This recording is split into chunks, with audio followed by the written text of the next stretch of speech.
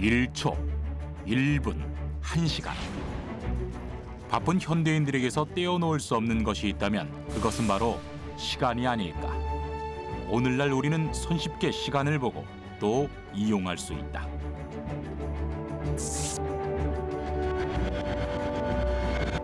그런데 과연 그 옛날 우리 선조들은 어떻게 시간을 보고 또 이용했을까? 인간은 천체를 관측하고 그 주기를 기록함으로써 시간을 발견하였습니다. 단순히 시각과 절기를 아는 데 그치지 않고 이를 활용함으로써 인류 발전의 초석을 마련하였습니다. 빛을 선사하는 해, 밤의 시간을 알려주는 달, 그리고 생명의 근원인 물까지.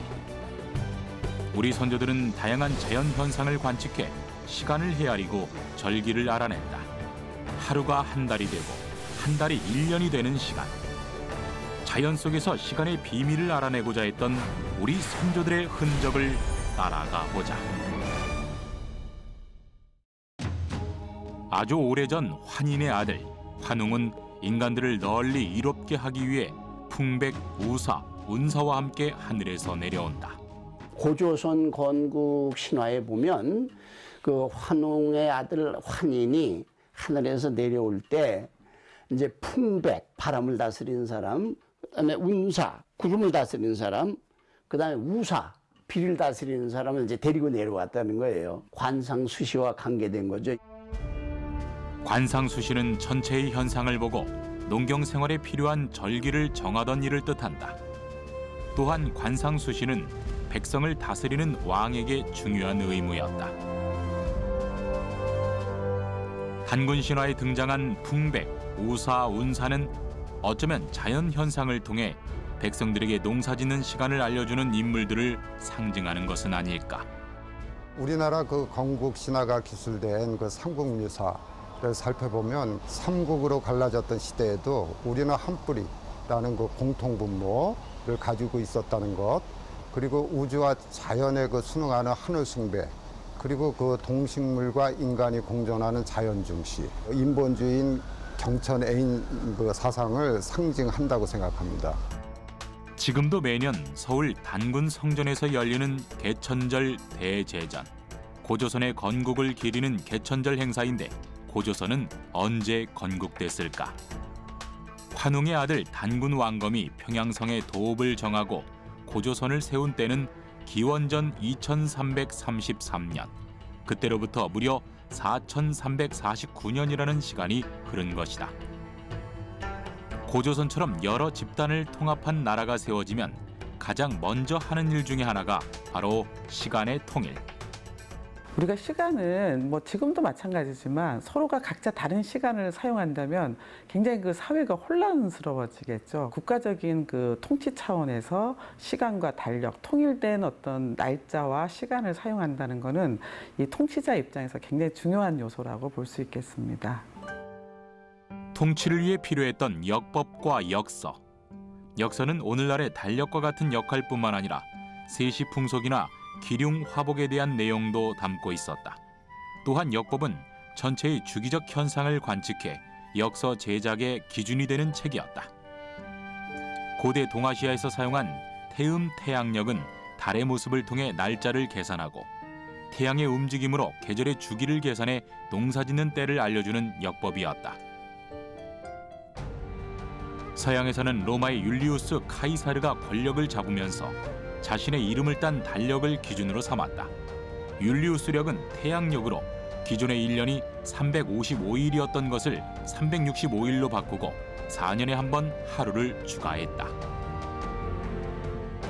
초하룻날은 초승달이고 보름 15일에는 보름달이고 29일이나 30일에는 금음달이 오는 그 주기를 서양에서는 카이사르가 새로 율리우스력을 만들면서부터 포기를 했어요.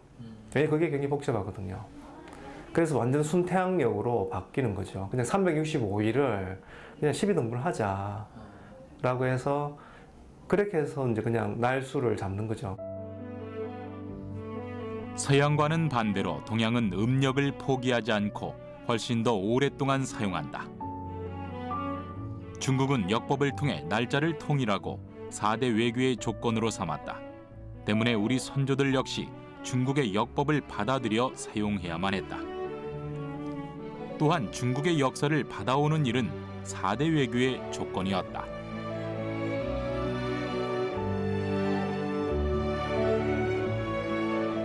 정조사, 조비용, 조치 등이 명나라 서울에서 돌아왔는데 황제가 대통령 100권을 하사하였다. 우리나라와 중국은 이제 4대 관계를 맺었단 말이죠. 외교적으로. 그러니까 4대 관계라는 건 우리나라 임금을 황제가 책봉하는 거죠. 외교 관계에서 역서가 가장 중요한 것이 뭐냐면 날짜를 통일하는 거예요. 책봉을 내려준 국가하고 받은 국가는 날짜가 똑같아야 돼요. 그래서 그 역서를 갖다가 우리가 받아다 쓴단 말이죠. 그러나 조선은 중국의 역사를 그대로 사용하지 않았다. 중국과의 지리적인 차이로 인해 시간이 맞지 않았고 독립국가로서 자주적인 시간의 필요성을 느꼈기 때문이었다. 황제가 내린 역서를 받아옵니다. 역서를 매년. 근데 그걸 갖고는 조선의 수요를 대체할 수 없습니다. 그리고 몇 가지 이렇게 조금 다른 것도 있고요. 그래서 이제 그 조선에서 독자적으로 계산을 하죠. 그 전까지는 어떤 중국의 역법이나 관측 기록을 수동적으로 썼다면 세종대 와서 우리의 관측 기록과 우리의 어떤 장소에서 천문을 관측해서 그걸 토대로 달력을 만들 수 있는 과학적 역량과 또 실제로 이제 그런 거를 활용했다라는 거 측면에서 굉장히 뭐 천문학뿐만 아니라 역사적으로 의미가 있고요. 질정산 내외편, 세종 때 만들어진 우리의 풍토에 맞춘 역법. 농사직설의 저자로도 알려진 정초와 용비어천가를 지은 정인지, 그리고 천문 역법에 밝았던 이순지와 김담 등이 세종의 명을 받아 연구 편찬했다. 칠정산의 뜻은 무엇일까? 칠정산은 해와 달, 그리고 화성, 수성, 목성, 금성, 토성 등 오행성의 계산법을 뜻한다. 칠정산 내편은 원의 수시력과 명의 대통력 등을 조선의 풍토에 맞게 교정해 날짜, 24절기, 일출, 일몰 시각 등을 구하는 데 사용했고, 외편은 중국의 역법이 아닌 아라비아의 천문학을 적용해 칠정산 내편보다 정확한 일식과 월식의 예보가 가능했고 내편의 보조력으로 사용했다. 근데 이게 잘 들어맞는 거예요. 그래서 우리나라는 이제 1447년부터 그걸 실용화했어요. 회회 사람, 그 이슬람계 사람들이 그 따로 이제 있는데 우리나라가 이제 그걸 교섭해가지고 어쨌든 그 회회력의 그 원본하고 들여왔다고. 그걸 여기서 다시 이제 번역해갖고 만든 게 칠정산 외편이거든요. 그래가지고 실용화를 중국보다 30년 앞서서 했어요. 그래서 이제 현대 그 중국의 천문학자들이 세종대왕을 위대하다고 보는 것 중에 하나가 바로 칠정산 외편 때문에 그런 겁니다. 그러나 조선은 칠정산이나 천문 관측에 대한 연구 수준을 대외적으로 드러낼 수가 없었다.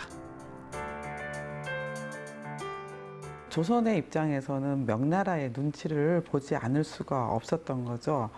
뭐 세종도 사실 중국 사신이 명나라 사신이 왔을 때 궁궐에 있는 어떤 천문 기구가 발견되는 거를 과히 뭐 좋아하지는 않고 꺼려했던 것 같습니다. 그것이 이제 꼬투리가 될 수 있기 때문에 그래서 뭐 실제로 만들어 놓은 거를 뭐 위치를 바꾼다든가 없앤다든가 뭐 그런 부분들을 봤을 때 명나라의 어떤 그런 입장을 고려하지 않았던 건 아닌 것 같습니다. 보물 제1319호 경진년 대통령. 선조 때 만들어진 것으로 조선의 역서 중 현존하는 가장 오래된 역서. 대통령은 명의 역법으로 조선에서는 약 300여 년 이상 사용되었다.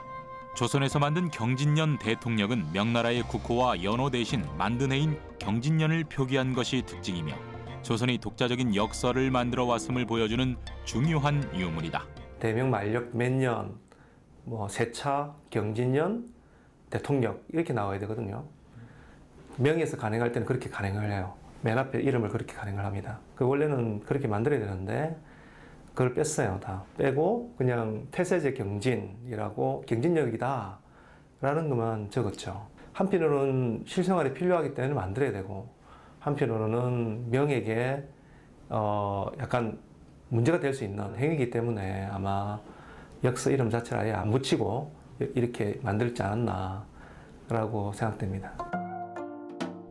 경진년 대통령에는 날짜에 대한 것뿐만 아니라 기륭 화복과 관련된 내용도 담겨 있는데 신들의 방위를 표시한 연신 방위도가 그것이다. 마지막 장에는 간행자 명단이 나오는데 계산했던 사람을 뜻하는 수술관 3명, 인쇄를 감독했던 사람을 뜻하는 감인관 2명이 적혀 있다. 중국 역사에도 간행자 이름이 다 적혀 있습니다. 근데 이제 이 간행자 숫자가 시간에 따라 변해요. 그래서 나중에 오면은 이제 이 5명에서 8명, 나중에는 14명 이렇게 증가합니다. 역서 계산이 어려진다라고 이야기를 하고 그러면서 요번 역법이 계속 바뀌기 때문이죠. 자주적인 역법과 역서를 만들기 위해 노력했던 조선. 관상감이란 기구를 두고 천문 관측과 역법 제작 기술 인력을 육성하며 우리 풍토에 맞는 시간의 비밀을 풀고자 했다.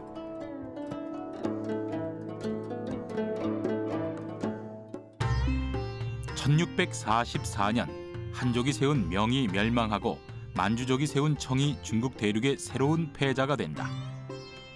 그와 함께 역법에도 변화의 바람이 부는데 바로 명의 대통령을 대신해 청의 시언역이 등장한 것이다. 독일의 선교사이자 천문학자 아담 샬이 시언역의 탄생에 지대한 역할을 했는데 청의 황제는 아담 샬에게 청의 천문기관인 흠첨감을 맡길 정도로 중용했다. 또한 시언역은 조선에도 영향을 주기 시작한다. 관상감이 아뢰기를 주총사가 마침 새 책력을 얻어가지고 왔기에 곧장 비교하여 보았습니다. 이에 책력에는 100각으로 되어 있는데 새 책력에서는 96각으로 정하였으며 모두가 옛 책력과 같지 않은 점입니다. 시언역에 실린 글로서는 그 신묘한 곳을 연구할 수 없으니 산술에 능한 사람을 북경에 보내 배우게 하는 일은 그만둘 수 없을 듯합니다. 조선 전기에는 12시와 백각법을 병행해 하루의 시간으로 사용했다. 그러나 조선 후기 시언역이 들어오면서 기존에 사용하던 12시와 백각법에 변화가 생긴다. 12시는 그대로지만 백각법이 96각법으로 바뀐 것이다. 매시는 8각이 되고 1각은 15분이 되었다. 우리가 그 남아있는 앙부일구를 세종대 것이 아닌가 많은 분들이 착각을 하는데 지금 현재 남아있는 앙부일구는 숙종 때 만들어진 거고 96각법을 새겨놓고 있습니다. 세종대 때는 백각이 새겨져 있겠죠. 그래서 우리가 어떤 시계를 볼 때 96각으로 사용됐을 때는 이 조선 후기 때 만들어졌다라는 것을 우리가 역으로 알 수가 있는 것이죠.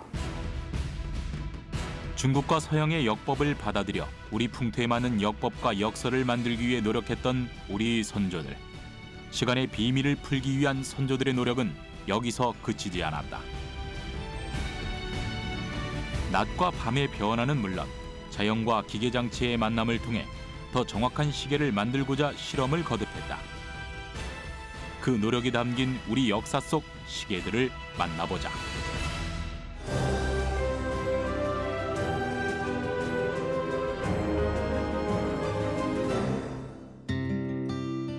시간을 넣는 사람은 만사를 넣는다. 우리 선조들이 시계를 만들 때 주목한 자연 현상 중에 하나는 바로 물이었다. 아주 오래전 물시계는 어떤 형태였을까? 신라시대의 물시계는 계단의 형태를 띠고 있었을 것으로 여겨진다. 신라시대 때도 이 천문 박사 혹은 누각 박사를 두었다는 기록으로 봐서 그 물시계를 사용했다라는 걸 우리가 분명히 알 수가 있고요. 수동 물시계를 국가 차원에서 만들고 관리하고 백성들에게 시간을 알려줬다라는 걸 우리가 문헌 기록을 통해서 알 수가 있습니다. 시간 측정의 원리는 단순하다. 물통에 눈금이 그려진 자와 부표를 띄운다. 물이 차오르면서 자가 함께 올라오면 자에 새겨진 눈금을 읽어 시각을 알아내는 방식이었다. 그러나 당시 물시계는 사람이 항상 지키고 있어야 했으며 잠시라도 한눈을 팔 수 없다는 단점이 있었다. 조선시대가 되기까지 쉽게 극복하지 못했던 이 문제는 애민정신이 뛰어났던 세종과 뛰어난 과학자들의 도전을 받는다. 임금이 예전 누기가 정밀하지 못한 까닭으로 누기를 고쳐 만들기를 명하였다. 임금이 또 시간을 알리는 자가 틀릴까 염려해 혹은 장영실에게 명하여 사신목인을 만들어 시간에 따라 스스로 알리게 하고 사람의 힘을 빌리지 아니하도록 하였으니 그 제도는 아래와 같다. 위층에는 세 신을 세우되 하나는 시를 맡아 종을 울리고 하나는 경을 맡아 북을 울리며 하나는 점을 맡아 징을 울린다. 세종실록에 보면은 자경루에 대해서는 이렇게 만들었다 저렇게 만들었다 자세한 설명이 있는 걸로 보아서는 원전이 외국 서적에 있는 것은 아닌 걸로 보입니다. 다만 그러한 것들을 참고하여서 우리 새롭게 창작한 기술도 집어넣고 하여서 자경루나 또는 다른 해시계들을 만들었지 않았나 생각하고 있습니다. 자동 물시계를 만들고자 했던 세종의 염원을 이룬 인물 장영실, 그리고 우리가 주목해야 할 또 다른 인물 이천. 이천은 장영실 못지않은 과학자이자 장영실의 스승격인 인물로 장영실과 함께 세종의 과학 정책을 이끌었다. 과학기구 같은 경우는 이제 이천과 장영실이 대표적인 분이고요. 이천과 장영실이 세종의 어떤 천문 관측에 있어서 이 관측 기구를 만들어내는 그런 이제 역할을 맡았다고 볼 수 있고요. 세종 때 시계와 각종 천문 의기를 만들려고 했던 일차적인 이유는 조선의 풍토에 맞는 시간을 만들기 위해서였다. 또한 백성들에게 보다 더 편안한 삶을 살게 하려는 세종의 애민정신도 큰 이유였다. 당시 장영실이 만든 대표적인 과학작품은 바로 자경루다. 무려 573년 만에 원형대로 복원돼 현재 국립고궁박물관에 설치되어 있는데 과연 자경루의 원리는 무엇일까? 1434년도에 장영실이 이제 발명을 하게 됐는데 중요한 거는 이제 크게 보면 이제 두 가지 장치로 되어 있습니다. 하나는 물의 수량을 제어하는 그런 장치, 그리고 또 하나는 시간을 알려주는 시보장치, 이 두 가지로 형성돼 있죠. 지난 2015년 자경루 복원 공로를 인정받아 서울특별시 문화상을 수상한 남문현 교수. 그에게서 자경루에 대해 더 자세한 이야기를 들어보았다. 이게 대체적으로 제일 중점을 뒀던 거는 어쨌든 원형을 어떻게 이제 재현하느냐. 그다음에 정밀도가 좀 높았으면 좋겠다. 그다음에 이제 보수력이 이제 기계니까 간편했다. 이제 이 세 가지 요약할 수가 있네. 자경루의 구조와 원리가 적힌 세종실록 보루각기의 기록. 그것을 기계적인 관점에서 도면화하는 것으로 복원 작업이 시작됐다. 자경루 복원에는 기계공학자, 유기장, 목수장인 등 각계 전문가들이 참여했다. 문헌 고증부터 설계, 수없는 실험을 거쳐 복원에 성공한 것이다. 자경루는 계단 형태의 파수호에서 수수호로 물이 흘러내리는 물시계 부분, 구슬이 안정적으로 이동하는 통로, 그리고 나무 인형이 종과 북, 징을 쳐서 시각을 알려주는 시보장치 등으로 이루어져 있다. 그런데 자경루는 어떻게 스스로 시각을 알리는 것일까?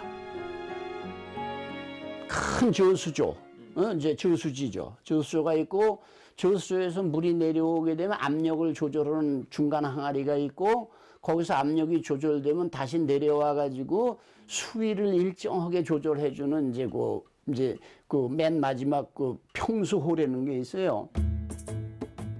자경루의 핵심 원리 중 하나는 물이 수수호에 일정하게 흘러 들어가게 하는 것.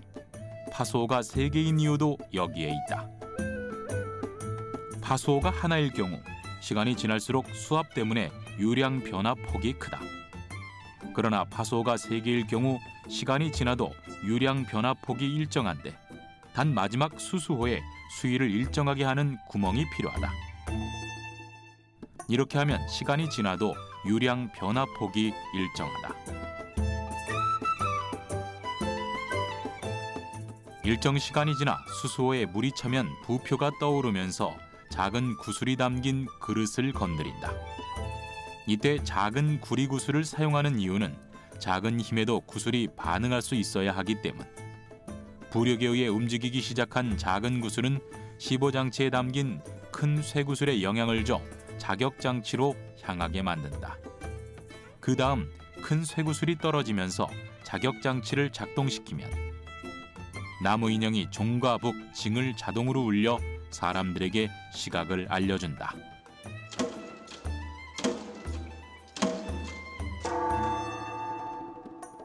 이 자격장치에 들어간 기술들은 중국 거하고 또 서아시아, 지금 터키 지방의 기술이 들어온 거예요. 그러니까 아시아의 동서아시아의 기술이 융합된 거죠. 그런 이슬람 문명이 동쪽으로 이렇게 들어오게 되죠. 유럽의 학자들은 이슬람 문명의 동쪽은 끝이 북경이다 이렇게 얘기해요. 근데 이 자경루로 말미암아 그 끝이 서울이 됐어요. 이건 바꿔줘야 됩니다. 그래서 제가 이제 해외에다가 논문을 내든가 이제 발표해서 항상 그 얘기를 합니다. 보르각의 자경루는 기본적으로 궁궐과 도성을 위한 표준 시계였다.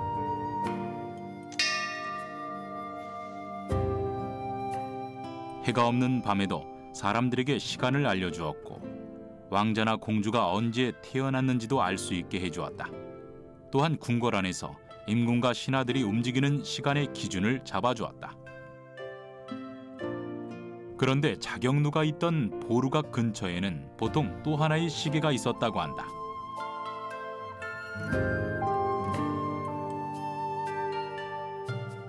마치 하늘로 승천하려는 듯한 용의 모습이 힘차게 장식되어 있는 시계, 일성정시의다. 낮에는 해를 관측하고 밤에는 별을 관측해 시각을 재는 주의학 겸용시계였다. 이 자경루의 시각을 보정하기 위해서는 나름의 또 해시계가 필요한데요. 그때 썼던 것이 바로 이 일성정시의가 되겠습니다. 주로 남중했을 때 낮에 정오하고 자정 때 시간을 알 수 있으면 그 물시계를 보정할 수 있겠는데요. 이 일성정시는 그 두 시간의 시간을 모두 다 알 수가 있었습니다. 자경루 제작에 성공한 장영실은 세종을 위해 또 하나의 자동 물시계를 만든다. 자경루와 전문 관측기기인 혼천의를 결합한 것이 특징이었다. 장영실은 완성한 물시계를 왕의 침전 근처에 흠경각을 지어 보관했다. 사실 그 세종이 시간을 알기에는 직접 본인이 가서 체크하기에는 굉장히 어려웠죠. 왜냐하면 웬만한 그 시계들이 그 경복궁의 그 후원에 있었습니다. 거리상으로 굉장히 멀기 때문에 왕이 그곳까지 행차하기에는 좀 어려웠죠. 하지만 요 그 옥루는 그 임금님이 계시는 천추전의 서편에 흠경각이라고 하는 건물을 세우고 그 안에 옥루를 갖다 안치했죠. 그래서 실질적으로 이 시계 이름은 흠경각루가 정확한 이름입니다. 기록으로 남아있는 흠경각루의 모습은 과연 어떨까? 산 주변에는 37개의 다양한 인형들이, 산의 내부에는 수차가 있었다고 한다. 특히 사계절과 농사짓는 모습을 표현해 왕이 시계를 볼 때마다 백성들을 생각하게 만든 것으로 여겨진다. 서울에서는 이제 사실 국가 표준 시계가 자경루였었죠. 자경루가 국가 표준 시계의 그런 역할을 했었고, 옥루는 말 그대로 이제 임금님을 위한 해시계였었기 때문에 임금님이 이제 시간을 갖다 알기에 아주 유용했던 것이고, 일반 백성들이 그 옥루라든가 그걸 볼 수 있는 기회는 없었겠죠. 그렇다면 백성들은 어떻게 시간을 알 수 있었을까? 조선왕조실록은 백성들을 위한 시계에 대해 다음과 같이 적고 있다. 구리로 부어서 그릇을 만들었으니 모양이 가마솥과 같고 지름에는 둥근 톱니를 설치하였으니 자방과 오방이 상대하였다. 신의 몸을 그렸으니 어리석은 백성을 위한 것이요 각과 분이 뚜렷하니 해에 비쳐 밝은 것이요 길 옆에 설치한 것은 보는 사람이 모이기 때문이다. 실록이 묘사한 시계는 바로 앙부일구, 하늘을 우러러 바라보는 가마솥이란 뜻의 앙부와 해 그림자를 뜻하는 일구가 합쳐진 이름이다. 자경루가 자연현상 중 물을 이용했다면 앙부일구는 해를 이용한 시계였다. 세종은 글자를 모르는 이들을 위해 앙부일구의 12지의 동물 그림으로 시를 표시하도록 했다. 앙부일구는 백성을 위한 시계였기 때문이다. 그리고 앙부일구를 사람이 많이 다니는 곳에 설치하도록 했다. 그러나 아쉽게도 현재는 동물 그림이 그려진 것은 남아있지 않다. 조선 후기에 제작한 한자가 적힌 앙부일구만이 전해진다. 당시 앙부일구는 사람들이 많은 곳에 설치되었기 때문에 누군가 건드리면 시간이 조금씩 틀려질 수 있었다. 그럴 때는 앙부일구를 다시 조정하기도 했다.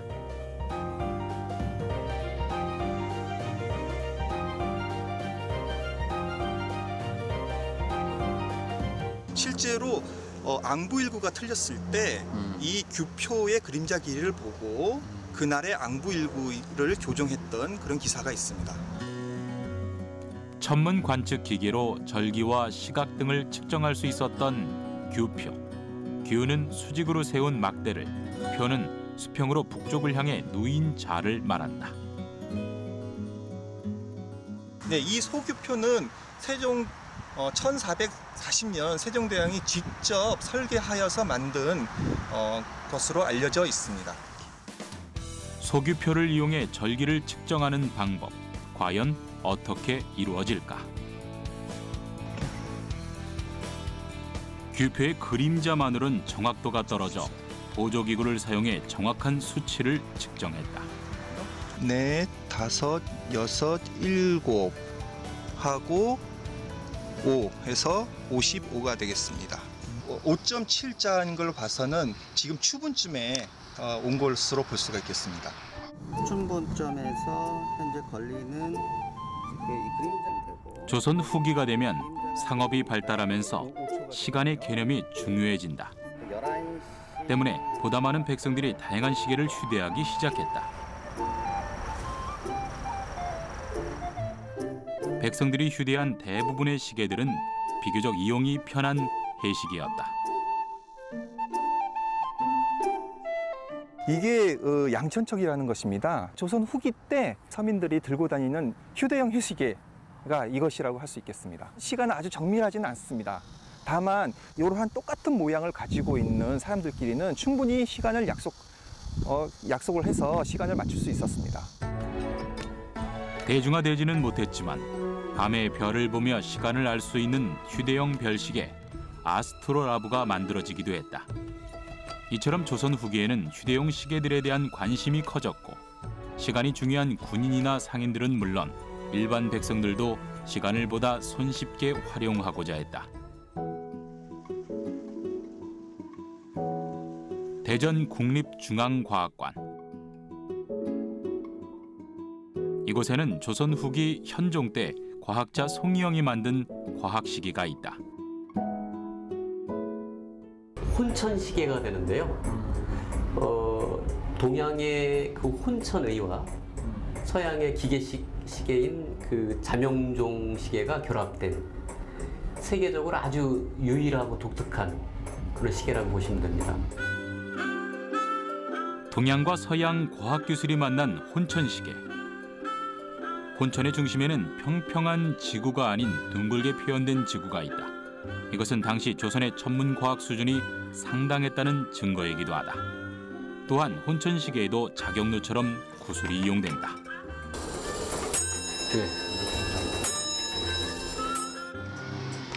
똑딱똑딱 소리 들리죠? 네네. 그 추가, 이 혼천시계의 동력은 추가 돼요. 두 개의 추가 있는데 앞에 보이는, 그러니까 뒤에서 보이는 이 추는 시간을 갖다가 타종하는데 사용하는 거 동력원이 되고 앞에 있는 추는 시간 지시상시가 되는 거죠. 1669년에 만들어진 이 시계에는 진자 원리가 사용되었다. 네덜란드의 과학자 호이겐스가 진자 시계를 만든 지 불과 10여 년 후에 머나먼 조선에서 같은 원리를 사용한 기계식 시계가 만들어진 것이다. 서양의 자명종이 들어온 지 얼마 되지 않았음에도 자명종의 핵심 장치를 그대로 재현했다는 점 역시 혼천시계의 과학적 가치를 높여준다. 동양의 혼천이 또 서양의 기계식 시계인 이런 자명종이 이제 결합이 됐는데 뭐 세계적으로 가장 독특하죠. 이런 사례가 없으니까. 영국의 과학자인 리덤이라는 교수가 이 혼천 시계를 연구하고 나서 그분이 세계 유수의 여러 과학관에서 이 시계를 복원해서 전시할 필요가 있다라고까지 이렇게 말했을 정도로 정말 독특한 그런 과학문화재다라고 보시면 될 것 같아요. 자연 현상을 이용했던 조선의 시계들. 시간이 지날수록 조선의 시계들은 기계 장치를 더하며 자동화되고 더 정확한 시간 계산이 가능해졌다. 이러한 발전을 가능하게 했던 것은 동서양의 뛰어난 기술을 거부하지 않고 받아들여 융합 발전시켰기 때문이다. 이러한 우리 선조들의 노력은 오늘날 우리 시간과학 기술에 큰 영향을 주게 된다. 눈부시게 발전한 첨단 시간과학 기술의 현재를 만나보자.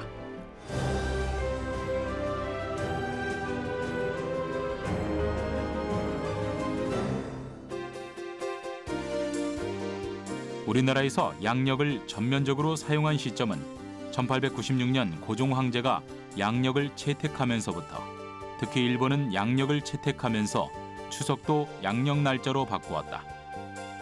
우리나라의 경우 전통 명절은 여전히 음력을 사용하고 있기 때문에 음력의 중요성은 여전하다. 그렇다면 양력과 음력에 대한 전문가들의 생각은 어떨까? 그레고리력이 이게 제가 보기에도 좋은 달력이 아닌 게 원래는 1년이 30일, 31일 이렇게 있었어요. 당시 로마 왕들이 굉장히 정치적인 이유로 그거를 원래 그렇게 기존에 잘 되어 있던 걸 바꾸는 거거든요, 임의로. 지금 그래서 오히려 헷갈리게 돼 있는 거예요, 어떻게 보면은. 양력은 뭐냐면 제일 중요한 게 날짜 진행을 달의 상망과 차후 기온과 일치시키지 않는 겁니다. 그 다음에 그래서 365로 12달로 그냥 해버리고 윤달을 넣지 않는 거죠. 그 다음 윤일만 살짝살짝 넣는 거고. 양력은 편리성은 있지만 어떤 천문하고 관련이 깊은 그런 달력은 아니고 우리 전통 달력이 해와 달의 어떤 주기를 가장 반영을 한 달력이라는 그런 인식을 가졌으면 좋겠다는 생각을 해봅니다. 그렇다면 오늘날 음력 달력은 어떻게 만들어질까? 우선 음력에서 매달 초하루의 시작은 합사길이다. 합사길은 태양과 달이 같은 방향에 있어 밤에 달이 보이지 않는 날을 뜻하는데, 시간이 지나 다시 합사길이 되면 다음 달의 1일이 시작된다.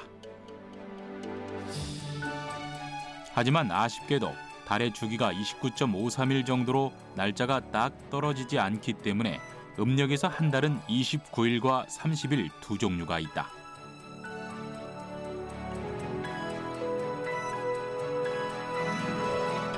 지구가 태양 주위를 공전하는 데 걸리는 시간, 즉 양력의 1년은 약 365일, 음력의 경우는 약 354일로 양력과 음력이 11일 정도 차이가 난다. 이 차이를 메우기 위해 음력에서는 19년에 7번 정도 윤달을 넣는다. 현재 양력 달력은 누구나 손쉽게 만들 수 있다. 반면 음력 달력은 만들기가 쉽지 않은데.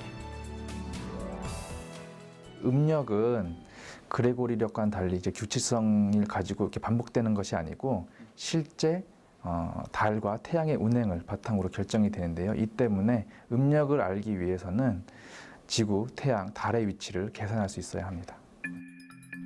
때문에 한국천문연구원에서는 매년 초 원력 요항을 발표해 달력 제작을 돕는다.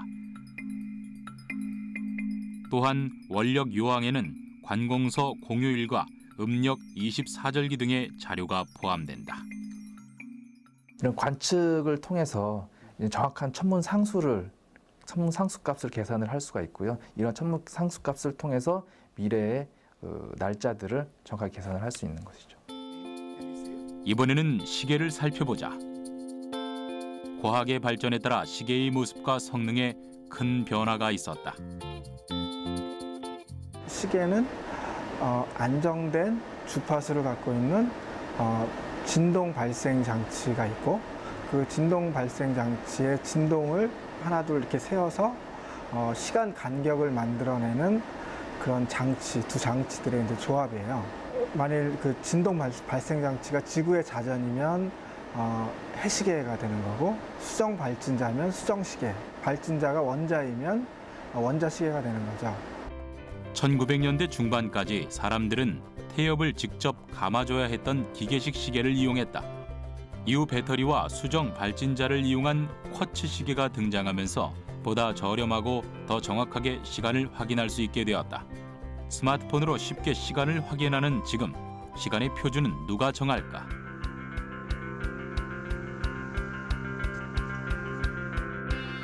우리나라의 표준 시간은 바로 이곳 한국표준과학연구원에서 정한다. 네, 여기는 저희가 보유하고 있는 원자시계를 시계들끼리 시각을 비교를 하고, 그리고 다른 나라의 시계와 위성을 이용해서 비교 측정하고 있는 장치들입니다. 대한민국 표준시를 정하기 위해서 사용되는 시계는 세슘 원자시계 5대와 수소 메이저 시계 5대. 이 시계들의 평균을 낸 것이 바로 대한민국 표준시가 된다. 세슘 원자의 고유 진동수를 측정해 정확한 시간을 생성하는 장치가 바로 세슘 원자시계. 현대의 시간은 이렇게 최첨단 과학 장비로 정해지고 있다. 하지만 더 정확한 시간을 위해 시간 연구는 멈추지 않고 계속되고 있는데, 세슘 시계의 정확도를 높이기 위해 연구가 진행되고 있다는 한 실험실. 복잡한 장치들만 가득해 보이는데 아무리 둘러봐도 이곳에서는 시계를 찾아볼 수가 없다. 과연 시계는 어디에 있는 것일까? 시계가 어디 있나요? 이것은 실험실용 세슘 원자시계라고 부르는 것으로서 이 전체가 다 시계입니다. 한국표준과학연구원에서는 기존의 세슘 원자시계보다 더 발전된 세슘 원자 분수시계를 연구 중에 있다. 특히 원통형 장치가 핵심.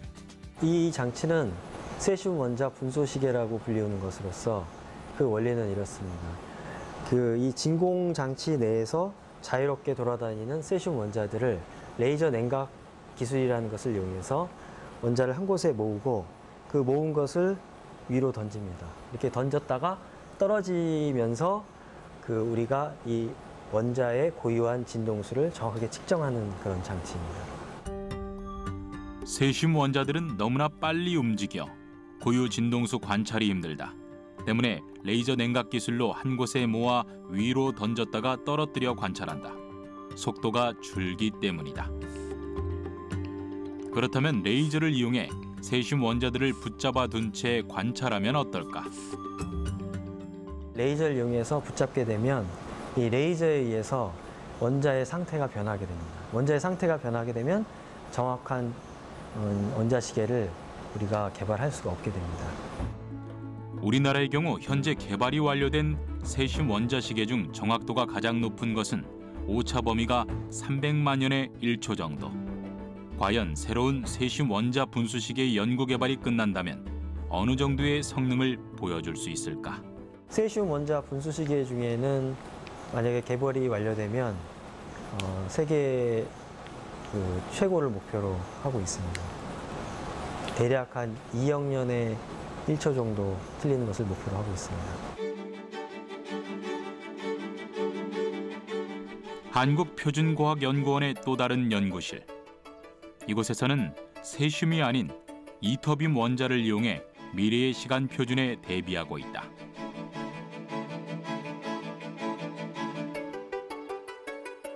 이터뷴 원자는 현재 원자 시계에 사용되는 세슘 원자보다 훨씬 큰 진동수를 시계로 쓸 수 있다.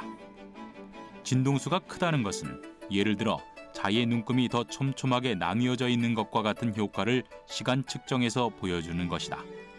광격자 시계는 이제 원자 시계 일종이고요. 저희는 이제 이터뷴이라는 원자를 사용하고 있는데 진공 상태의 원자를 아주 안정적으로 잡아두기 위한 이제 방법으로 쓰이고 있는 일종의 그물이라고 할 수가 있습니다. 기체 상태의 원자는 도플러 효과 때문에 원자의 고유 진동수와 빛의 흡수 주파수가 일치하지 않는다. 그런데 원자를 빛의 파장보다 작은 공간에 가두면, 즉 일종의 격자나 그물에 가둬두면 문제를 해결할 수 있는 것이다. 개발이 성공한다면 현재의 세슘 원자 시계가 갖고 있는 시간의 표준을 가져올 수도 있는 상황. 혹시 현재 개발 중인 광격자 시계가 넘어야 할 문제점은 없을까? 광격자 시계의 경우에는 진동수가 너무 빨라서 그 진동하는 횟수를 카운트할 수 있는 사실 전자소자가 이 세상에 존재하지 않아요. 그래서 굉장히 특별한 방법을 사용을 하는데, 그래서 장치 전체가 복잡하고 또 시스템 전체의 안정성이, 그러니까 오랫동안 동작을 시킬 수 있는 시스템의 안정성이 아직까지는 떨어지는 상태입니다. 그런데 이미 세슘 원자 시계의 정확도는 우리 일상생활에서 사용하기 충분한 상황. 세슘 원자 시계보다 더 세밀한 시계를 개발해야 하는 이유는 무엇일까? 전파망원경, 우주 탐사 같은 거죠. 그런 기초과학 분야에 사용될 수가 있고, 그 데이터들을 같은 시각 정보를 갖도록 일치시키는 이제 작업이거든요. 그런 작업을 하게 되면 그러니까 정말 어마어마하게 그 해상도가 이제 늘어날 수가 있습니다. 조금 실용적인 이야기를 하면, 그러니까 GPS 위성을 가지고 위치 정보를 손쉽게 알 수가 있는데, 그 내 위치 정보가 의 정확도는 GPS 위성들이 갖고 있는 원자시계의 이제 정확도에 정확히 비례해서 좋아지게 돼 있어요. 그래서 그 원자시계의 정확도를 향상시킬 수 있으면 우리의 그 GPS를 이용한 위치 정보도 더욱 정확해질 수가 있는 것이죠. 우리나라는 꾸준한 연구 개발로 세계 협정시를 정할 때 함께 하고 있다. 정확도가 높은 세슘 원자 시계를 보유하고 있기 때문이다. 한국표준과학연구원은 시간 정보가 포함된 인공위성에 항법 신호가 수신되면 대한민국 표준시와 비교한다. 이렇게 비교된 데이터는 프랑스에 위치한 국제 도량 형국으로 전송된다. 국제 도량 형국은 전 세계 60여 개 표준기관이 보낸 시각 비교 데이터를 이용해 세계 협정시를 만든다. 이렇게 만들어진 세계 협정시는 다시 각각의 표준기관으로 보내지고 필요에 따라 세계 협정시에 맞춰 나라별 표준시가 조정된다. 세종이 천문과 기상에 관심을 가졌을 때는 물론 이제 통치 차원도 있지만 백성의 삶의 질을 좀 개선하고자 하는 그런 이제 애민 의식이 있었던 것 같아요. 백성들이 어쨌든 시간을 예측할 수 있고 또 일련의 어떤 시간을 미리 알 수 있다면 조금 더 나은 삶의 질이 이루어지지 않을까라는 생각을 가졌지 않았을까, 세종은. 일상생활에서 1초 정도 틀리는 것은 별로 중요하지 않지만 그 산업이나 혹은 방송통신 그리고 군사 이런 분야에서는 굉장히 정밀한 시각 정보를 필요로 하고 있습니다. 지구가 하나로 묶였지 않습니까? 역시 시계도 전 지구가 함께 공동으로 연구해서 하나의 시스템을 가지고 사용하고 있습니다.